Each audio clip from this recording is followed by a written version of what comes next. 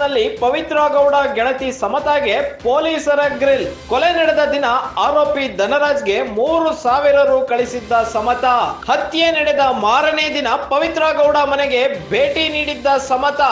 ಈ ಹಿನ್ನೆಲೆ ಪವಿತ್ರ ಗೌಡ ಗೆಳತಿ ಸಮತಾಗೆ ನೋಟಿಸ್ ನೀಡಿದ್ದಾರೆ ಪೊಲೀಸ್ನವರು. ಎಸಿಪಿ ಚಂದನ್ ಕುಮಾರ್ ಎದುರು ವಿಚಾರಣೆಗೆ ಹಾಜರಾದ ಸಮತಾ. ರೇಣುಕಾಸ್ವಾಮಿ ಕೊಲೆ ಕೇಸಿಗೂ ಸಮತಾಗೂ ಸಂಬಂಧ ಇದೆಯಾ ಎಂಬ ಪ್ರಶ್ನೆ ಮೂಡ್ತಾ ಇದೆ. ಪ್ರಕರಣದ ಆರೋಪಿ ಧನರಾಜ್ಗೆ ಸಮತಾ ಹೇಗೆ ಪರಿಚಯ ಆದ್ರು? ಹತ್ಯೆ ನಡೆದ ದಿನವೇ ಧನರಾಜ್ಗೆ ಸಮತಾ ಫೋನ್ ಪೇ ಮಾಡಿದ್ದೇಕೆ? ರೇಣುಕಾಸ್ವಾಮಿ ಕೊಲೆ ಬಗ್ಗೆ ಸಮತಾಗೆ ಮುಂಚೆನೆ ತಿಳಿದಿತ್ತ? ಸಮತಾಗೆ ಪವಿತ್ರ ಗೌಡ ಪರಿಚಯ ಆಗಿದ್ದಾದ್ರೂ ಹೇಗೆ? ಎಷ್ಟು ವರ್ಷಗಳಿಂದ ಸಮತಾ ಪವಿತ್ರ ಗೌಡ ಸ್ನೇಹಿತರಾಗಿದ್ದಾರೆ ಎಂಬ ಪ್ರಶ್ನೆ. ವಿಚಾರಣೆ ವೇಳೆ ಸಮತಾಗೆ ಪೊಲೀಸರಿಂದ ಪ್ರಶ್ನೆಗಳ ಸುರಿಮಳೆ ಆಗ್ತಾ ಇದೆ.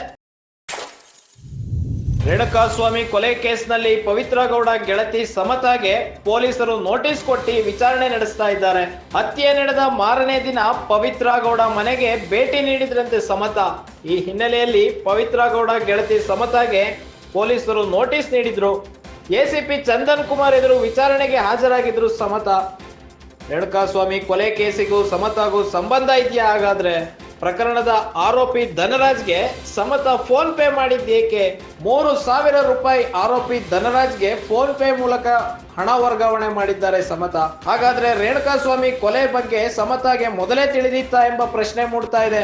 ಸಮತಾಗೆ ಪವಿತ್ರ ಗೌಡ ಪರಿಚಯ ಆಗಿದ್ದಾದ್ರೂ ಹೇಗೆ? ಎಷ್ಟು ವರ್ಷಗಳಿಂದ ಸಮತಾ ಪವಿತ್ರ ಗೌಡ ಸ್ನೇಹಿತರಾಗಿದ್ದಾರೆ ಎಂಬ ಪ್ರಶ್ನೆಗಳನ್ನ ಪೊಲೀಸರು ಸಮತಾ ಮುಂದೆ ಇಟ್ಟಿದ್ದಾರೆ.